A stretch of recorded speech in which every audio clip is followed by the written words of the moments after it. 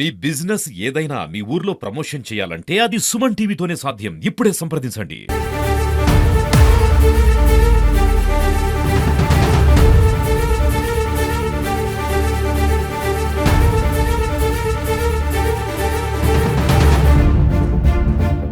Hi, hello, నమస్తే. Welcome to Suman TV. Mahabubabad జిల్లా ఇది పూర్తిగా గిరిజన జిల్లా. ఈ గిరిజన జిల్లాలో ఎక్కువ గిరిజన ప్రాంతంలో ఉన్నటువంటి గిరిజనులు ఎక్కువ అధిక శాతం ఉంటారు. అయితే ఈ గిరిజనుల అవసరాలని ఆసరాగా చేసుకున్నటువంటి కొంతమంది ప్రైవేట్ డాక్టర్లు కాసుల కకృతి కోసం ఎంతటికి దారుణానికైనా ఒడిగడుతున్నారు. తాజాగా మహబూబాబాద్ జిల్లాలో ఒక ప్రైవేట్ హాస్పిటల్లో 6 నెలల గర్భానికి వచ్చినటువంటి ఒక మహిళనికి అబార్షన్కి పూనుకున్నారు.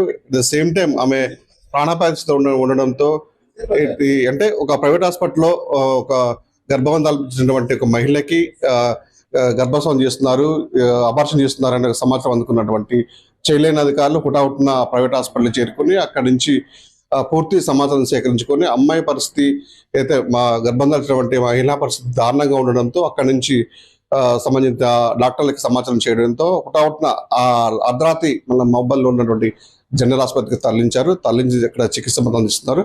అప్పటికే ఏదైతే అబార్షన్ చేయడానికి పూనుకున్నటువంటి ప్రైవేట్ వైద్యుడు ఏదైతుందో అప్పటికే సంబంధించినటువంటి మెడిసిన్స్ కానీ అమ్మాయికి ఇచ్చాడు. అప్పటికే అమ్మాయి కూడా స్పృహ కోల్పోయింది. అప్పుడు కొంచెం ఇబ్బందికర పరిస్థితుల్లో అక్కడ ఉన్నటువంటి వైద్య సిబ్బంది మన ప్రాణాపాయాన్ని తప్పించేందుకు మహబూబాబాద్ జనరల్ హాస్పిటల్ నుంచి చికిత్స చేస్తున్నారు. ప్రస్తుతానికి మనం మహబూబాబాద్ జనరల్ హాస్పిటల్లో అక్కడ ఉన్నటువంటి మహిళ కూడా ఇక్కడ ఉంది. కొంచెం మహిళను ఒకసారి అడిగి ప్రయత్నం చేసి తెలుసుకునే ప్రయత్నం చేద్దాం. అమ్మా, ఏం పేరమ్మా నీ పేరు? అమ్మా, ప్రేమలత. ఎవరు? ప్రేమిల వాయిలాల. ఏమైందమ్మా? ఏం జరిగింది? ఎప్పుడు వచ్చావు నువ్వు హాస్పిటల్కి? ఎప్పుడు వచ్చావు? నిన్న ఏ హాస్పిటల్ పోయావు నువ్వు ఫస్ట్ అబార్షన్కి? కాంతి హాస్పిటల్. డాక్టర్ పేరేంటిది? డాక్టర్ పేరు నాకు తెలియదు. ఎవరు తీసుకొచ్చారు మీరు హాస్పిటల్కి? నిన్ను నేనే వచ్చాను హాస్పిటల్కా? ఎందుకు వచ్చావు హాస్పిటల్కి? అమ్మా, హాస్పిటల్కి ఎందుకు వచ్చావు?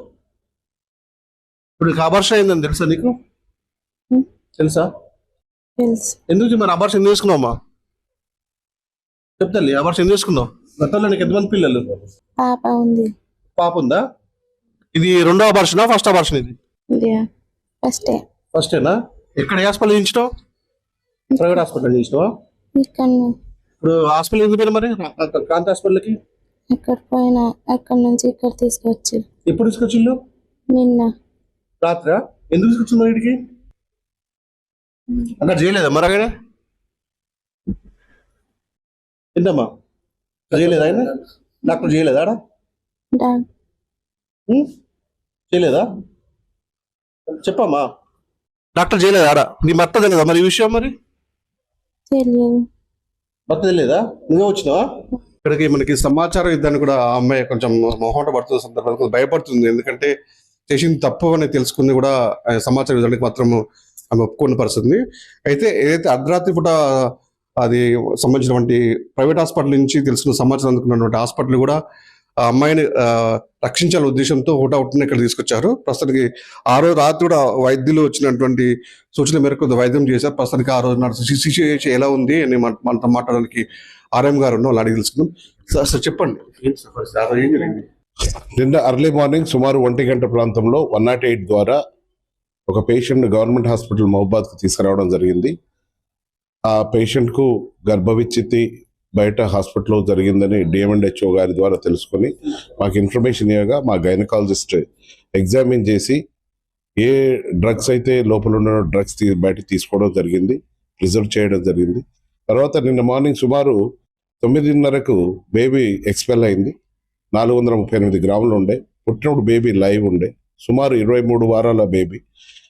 సుమారు గంటన్నర తర్వాత బేబీ ఎక్స్పైర్డ్ అవడం జరిగింది.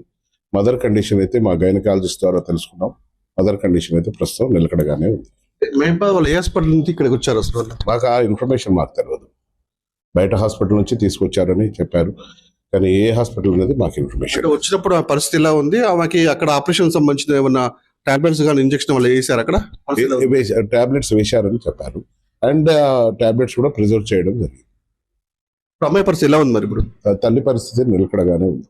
అంటే ఇప్పుడు సపోజ్ అంటే గవర్నమెంట్ హాస్పిటల్కి వచ్చారు అంటే లింగ నిర్ధారణ పరీక్ష చేయొద్దని చెప్తున్నా కూడా ఒకవైపు ఈ విధంగా చేస్తున్నారు. ఎట్లా ఏ విధంగా చూసుకోవచ్చు అంటే మీరు లింగ నిర్ధారణ చేస్తున్నారు అనేది డిఎంఎండ్హెచ్ఓ గారి ద్వారా, ఎవరు చేస్తున్నారు, ఎలా చేస్తున్నారు అనేది డిఎంఎండ్హెచ్ఓ గారి ద్వారా తెలుసుకుంటే మంచిది. ఎందుకంటే మా దగ్గర మా గవర్నమెంట్ హాస్పిటల్లో అయితే ఇలాంటి లింగ స్కానింగ్స్ చేస్తున్నాం, టీఫా స్కానింగ్ చేస్తున్నాం. మా గైనకాలజిస్ట్ అనునిత్యం 24 గంటలు ఎంతో కష్టపడి ఆపరేషన్లు, నార్మల్ డెలివరీ చేయడానికి చేస్తున్నారు.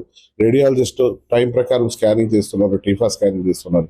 మా దగ్గర అయితే ఎలాంటి లింగ నిర్ధారణ జరగడం లేదు. అంటే నిన్న ఏదో జరిగిందో ఆ మహిళ అక్కడ ప్రైవేట్ హాస్పిటల్లో చికిత్స పొందుతున్నప్పుడు ఆమెకి గర్భస్రావం అంటే గర్భాన్ని అబార్షన్ అందుకు టాబ్లెట్స్ కానీ ఇచ్చినప్పుడు ఆమె పరిస్థితి ఇలా ఏ విధంగా ఉంది సార్ పరిస్థితి? ఆ పరిస్థితి కొంత నిలకడగా లేదు. రాగానే మా గైనకాలజిస్ట్ ఎగ్జామిన్ చేసి ఆమె కండిషన్ స్టేబుల్ చేయడానికి చాలా కష్టపడాల్సి వచ్చింది.